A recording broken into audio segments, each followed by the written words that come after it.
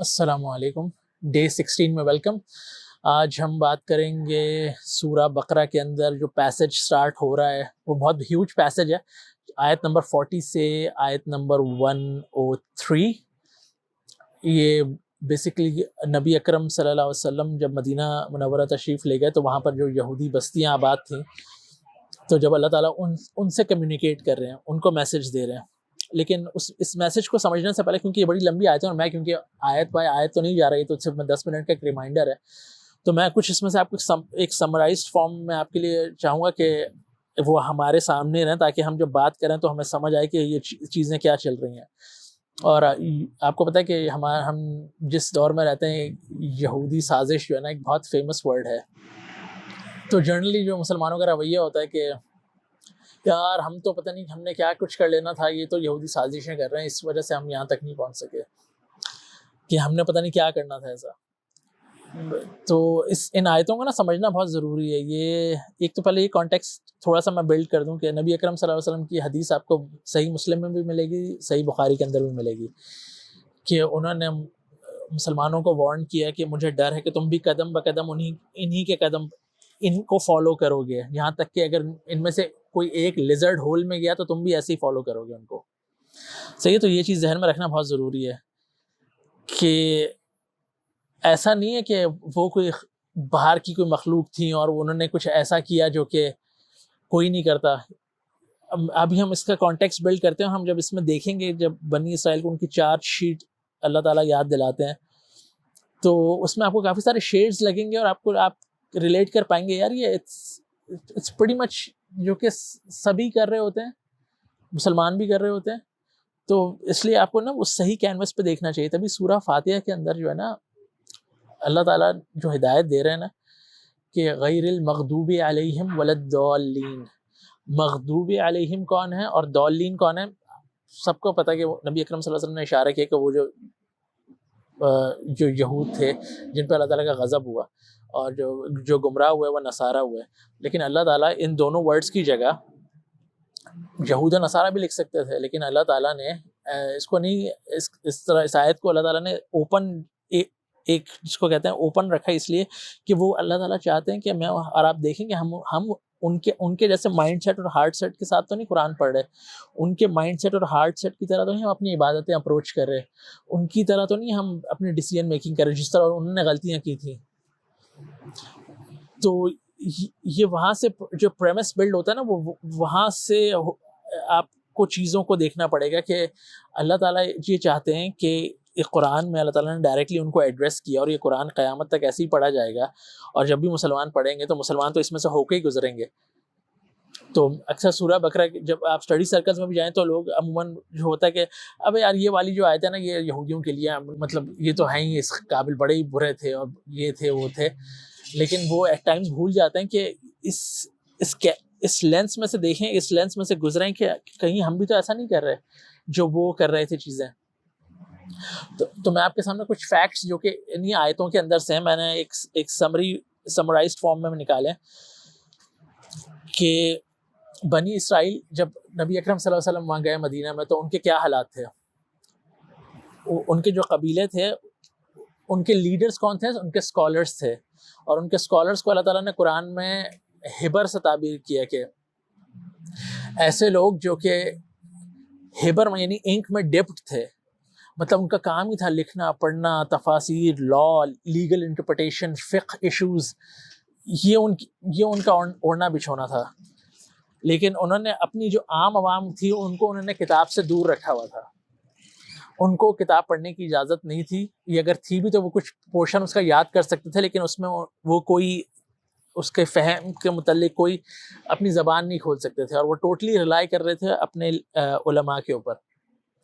جس کو قرآن میں آگے چل کے وہ کہہ رہا ہے، اللہ تعالیٰ بتا رہے ہیں کہ ان کو لگتا ہے، لوگوں کو لگتا تھا کہ قرآن ان کی بک میں یہ لکھا ہے،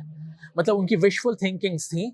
جو ان کو لگتا تھا قرآن میں تو یہ بھی لکھا ہوگا، مطلب اپنی کتاب کو تورات میں تو یہ بھی لکھا ہوگا، تورات میں تو یہ بھی لکھا ہوگا، جو ان کے علماء ان کو کہتے تھے. تو وہ کیونکہ وہ جرنلی خود پڑھتے نہیں تھے سمجھ کے، ان کا یہ کام نہیں تھا، وہ پوری جو منوپلی تھی وہ سارے اس مافیا کی تھی جو کہ ان کی اسکالرلی لیڈرشپ تھی، وہ انہوں نے اپنے کنٹرول میں رکھا ہوا تھا. اس کے علاوہ جو دوسری چیز تھی جو ہمیں اس پورے پیسج سے پتہ لگتا ہے کہ they were extremely proud of their history. ان کو تھا کہ مطلب اللہ تعالیٰ نے ہمیں نبوت سے نوازا ہے، ہمارے پورے خاندان کے اندر یہ نبوت چلی آ رہی ہے، تو there has to be something special in us. اور ہم لوگ اس کو کہتے ہیں نا کہ سیلف رائچسنس کا کلیم کہ ہم سے زیادہ تو نیک اور کوئی ہے نہیں، ہم اسکالرس ہیں، ہم علماء ہیں، ہم وہ والی امت ہیں جن پہ مسلسل نبی بھیجے گئے، اور یہ آخری نبی بھی ہم میں سے آئے گا، ہم اس کا ویٹ کر رہے ہیں. اس مائنڈ سیٹ کے ساتھ مطلب اس پرسپیکٹیو کو سمجھنا بہت ضروری ہے. اور جب انہوں نے ایک اور چیز اپنے ساتھ یہ کی تھی کہ انہوں نے آخرت کا جو کانسیپٹ ہے نا اس کو بہت ڈم کر دیا تھا، اس کو کہتے ہیں لٹرلی واٹر ڈاؤن کر دیا تھا. تبھی ہم نے، اگر آپ کو یاد، ہم نے پہلے لیسن میں پڑھا تھا نا، متقی کی نشانیوں میں سے جو آخری نشانی تھی وہ بالآخرۃ ہم یوقنون، کہ ان کو آخرت پہ تو یقین ہے. مطلب متقی کی ڈیفینیشن میں آخرت تو کوٹ کے بھری ہوئی ہے، مطلب وہیں سے تو آپ کو سٹارٹ کرنا ہے کہ بھائی یہ ٹیمپریری پلیس ہے، میں تو یہاں سے چلا جاؤں گا، مجھے تو اکاؤنٹیبلٹی دینی ہے. تو انہوں نے وہ چیز بھی بڑی ڈم کر دی. اور اس کا رزلٹ کیا ہوتا ہے کہ اگر آپ کو یہ ہو کہ آخرت میں میرے ساتھ میں تو بچ جاؤں گا، تو پھر آپ دنیا میں بھی کرپشن کریں گے، آرام سے کھل کے کریں گے، جب تک آپ کا جسم آپ کا ساتھ دے گا، آپ کی صحت آپ کا ساتھ دے گی، you will keep on doing your corruption. کیونکہ اب مجھے تو یہ کہ میں آخر میں تو بچ جاؤں گا، مجھے بچا لیا جائے گا، مطلب اور زیادہ سے زیادہ کچھ ہوا تو تھوڑے دن ہوگا، تھوڑے دن کی سزا ہوگی، میں تو نکل جاؤں گا. تو یہ کس کی بات ہو رہی ہے؟ یہ آج کل کے مسلمانوں کی بات نہیں ہو رہی، صحیح ہے، یہ اس وقت کے یہود کی بات ہو رہی ہے. which is not very different to what we are in. ہم لوگ بھی تو ایگزیکٹلی یہی کہہ رہے ہیں کہ ہم نے قرآن ایک طبقے کو دے دیا کہ بھائی you do the interpretation, you do your stuff, اور انہوں نے اتنا کمپلیکیٹ کر دیا ہے لوگوں کے لیے قرآن کے آپ قرآن تک اپروچ ہی نہیں کر پائے. سارے دروازے مطلب وہ بند کر، ڈسکریج کر دیا کہ قرآن عام عوام قرآن نہ پڑھے، اب یاد کروا لو ان کو. تو اتنا کمپلیکیٹڈ بنا دیا گیا ہے کہ عام آدمی تو پھر وہ سوچتا ہے کہ یار میں تو بہتر ہے کہ نہ ہی پڑھو یار، اس کو، اس سے دور رہو، اگنورنٹ رہو. مطلب اور پھر ہم کمپلین کر رہے ہوتے ہیں کہ پتہ نہیں اللہ تعالیٰ کب مدد کریں گے، کب ہم صحیح ہوں گے، کب چیزیں صحیح ہوں گی، ہم کیوں اسٹک ہو گئے ہیں. کیونکہ آپ جائیں گے، آپ کہیں گے کہ یار ہمیں قرآن پڑھنا ہے، اور جب آپ یہ بات اٹھائیں گے تو آپ کو ڈسکریج کیا جائے گا کہ تم نے پہلے یہ جو تم دیکھ رہے ہو لائبریری میں یہ 3 سے 400 کتابیں جو ہیں یہ تم نے پہلے پڑھی ہیں؟ نہیں پڑھی نا، تو پہلے یہ پڑھو پھر تمہیں قرآن سمجھ آئے گا. تو یعنی وہ ایک ایوریج بندہ جائے گا دیکھنے کے لیے، وہ بکس دیکھے گا اور بولے گا کہ چودھری صاحب آصف پھر انکاری سمجھیے، ہاں مطلب کچھ اور ہی کام کر لیتے، مطلب یہ تو آپ نے ہمارے ریچ سے باہر نکال دیا سارا کام. میں اس سے بالکل بھی علماء کی امپورٹنس انڈرمائن نہیں کر رہا، میں تو یہ کہتا ہوں کہ آپ قرآن پڑھیں، سمجھیں، اور جب آپ کو نہیں کوئی چیز سمجھ آئی تو پھر آپ جا کے علماء کو ہی کنسلٹ کریں گے اور ان سے سمجھنے کی کوشش کریں گے. لیکن یہ کہنا کہ آپ قرآن پڑھیں ہی نہ، یہ ایک بہت بڑا رسک ہے، اور جس کی وجہ سے آپ دیکھتے ہیں کہ ہمارا جو معاشرہ ہے اس کے اندر ہم نے اتنی فرقہ واریت، اتنا ہم ٹوٹ چکے ہیں، بٹ چکے ہیں لوگ. اور وہ ایسی ہے کہ میں آپ کی نظر میں کافر ہوں، آپ میری نظر میں کافر ہوں گے، وہ ہم اس قسم کے اس میں چلے گئے ہیں. all what we are doing is doing the فقہی ڈیبیٹ، مسئلے مسائل، فروعی مسائل جو ہوتے ہیں نا کہ اس میں لڑتے رہو، اس میں جھگڑتے رہو، فتویٰ بازی، جتنا بس وہ والا کام ہے نا وہ آپ کروا لیں، اس پہ لڑتے رہیں. جو جتنی دل کی صفائی تھی، دماغ کی صفائی تھی، سوچنا کیسے تھا، دل کا مرض تو نہیں ہے، کینہ تو نہیں ہے، جو چیزیں دل پہ ہٹ کرتی ہیں، قرآن جو آپ کے دل پہ آ کے ہٹ کرتا ہے کہ آنکھوں سے آنسو نکلیں. اور آپ اب اتنی ساری چیزیں، قرآن میں بہت سارے رولز بھی ہیں لیکن بہت سارے پرنسپلز ہیں، اور ان بہت سارے پرنسپلز کو لوگوں نے رولز بنا دیا، اور جب رولز بنا دیا تو چیزیں تنگ کر دی ہیں. یعنی انہوں نے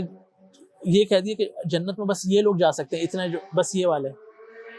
وہ جو اتنا بڑا دروازہ تھا اللہ تعالیٰ نے جو کھولا ہوا تھا اپنی رحمت کا، ایک کمیونٹی اللہ تعالیٰ چاہتے ہیں کمیونٹی رہے، ہم نے اس کو کلٹ بنا دیا. کمیونٹی اور کلٹ کا فرق پتہ ہے؟ ایک کمیونٹی میں مطلب مختلف لوگ ہوں گے، مختلف درجوں پہ ہوں گے، ان کے ایمان کے لیول بھی اوپر نیچے فلیکچویٹ کریں گے، لیکن کمیونٹی ایک دوسرے کو سپورٹ کرے گی. میں دیکھوں گا کہ میرے اطراف اگر لوگ ان کے ایمان کی حالت کمزور ہے تو میں ان کی ہیلپ کروں گا، ان کی کوشش، ان کو انکریجمنٹ دوں گا. کوئی مجھے دیکھے گا کہ میرا ایمان کمزور ہو رہا ہے تو لوگ مجھے اٹھائیں گے، میری مدد کریں گے. لیکن کلٹ میں کیا ہوتا ہے کہ نہیں، تمہیں ایک جیسا لگنا چاہیے، تم ایک جیسے ہو، یہ ہے ایمان کا لیول، یہ ایک سٹینڈرڈ ڈیفینیشن ہے. تمہیں ہر ناپا تولا جائے گا، تمہارے ایمان کو چیک کیا جائے گا، پھر تمہیں ایمان اور مسلمان کا سرٹیفکیٹ دیا جائے گا. جو کہ اگر آپ جب قرآن پڑھیں گے تو یہ چیزیں آپ کو کہیں نظر ہی نہیں آئیں گی. اللہ تعالیٰ کی رحمت اتنی وسیع ہے، ہم نے اس کو اتنا کم کر کے اب ہر ایک اس کینوس میں اب نا ہمیں ہر کوئی کافر، بدعتی، جہنمی، فتنہ، یہودی ایجنٹ، سب یہ چیزیں نظر آنی شروع ہو جائیں گی. تو اس رمضان میں یار میری تو کچھ سمجھ آئے نا، اللہ سے بس یہ ضرور دعا کریں کہ اللہ مجھے اور آپ کو اللہ تعالیٰ قرآن پڑھنے کی توفیق عطا فرمائے، قرآن سمجھنے کی توفیق عطا فرمائے. اور جب ہمیں اس میں کچھ مسئلے مسائل پیش آئیں گے تو ہم جو صحیح علماء ہیں انہی کی طرف جائیں گے، انہی کو دیکھیں گے، انہی سے کوشچن، ہر فورم پہ کوشچنز بھی انہی سے کریں گے. حدیث ایک بڑا اسپیشلائزڈ قسم کا علم ہے، اور اس کو میں تو بالکل اس بات کا، میں نے جو میرے 2 سینٹس ہیں زندگی کے کہ جو حدیث ہے وہ اتنا اسپیشلائزڈ علم ہے کہ میں حدیث پہ زبان بھی نہیں کھولوں گا الا یہ کہ میں کسی محدث کے ساتھ بیٹھ کے اس کا کانٹیکسٹ سمجھوں کہ وہ کس پیرائے میں وہ بات آئی ہے. ورنہ میں ایسی فتویٰ بازی کرنے لگوں گا، ایسی ہی میں لوگوں کو کچھ بھی القابات سے نواز کے ان کو بولوں گا کہ بیٹے تم بھی جہنمی ہے، تمہاری بھی نماز قبول نہیں ہو رہی. تو اس بات کا سیاق و سباق کیا، وہ کیا چیز ہے، کیا اس کا کانٹیکسٹ ہے، اس کو سمجھنا بڑا ضروری ہے. تو ہمیں تو اسکالرس کی بالکل ضرورت ہے، تو وہاں ہم جائیں گے سمجھنے کے لیے. لیکن جو ایک نارمل جو ایک بندے کا قرآن سے انٹریکشن ہو، تاکہ اسے سمجھا کہ اللہ تعالیٰ کیا بات کریں. ہر پیج پہ میں نے آپ کو بتایا کہ اللہ تعالیٰ کہہ رہے ہیں کہ تم واپس آ رہے ہو میری طرف، کیا کر کے آ رہے ہو. لیکن یہاں اگر ہم سے کوئی کہے کہ نہیں بیٹے آخرت سیٹ ہے، کوئی مسئلہ نہیں ہے، یہاں تم کرپشن مچا لو، تو پھر کرپشن وہی جو شیڈ ہے دل کا مرض ہے، وہ گھر میں بھی ہوگا، وہ آفس میں بھی ہوگا، وہ اسکول میں بھی ہوگا، وہ پارلیمنٹ میں بھی ہوگا، وہ کارپوریٹ سیکٹر میں بھی ہوگا، وہ گھر میں بھی ہوگا، وہ ایک ہر ریلیشن شپ کے اندر ہوگا. تو انشاءاللہ ہم اس کو کل کنٹینیو کریں گے. السلام علیکم.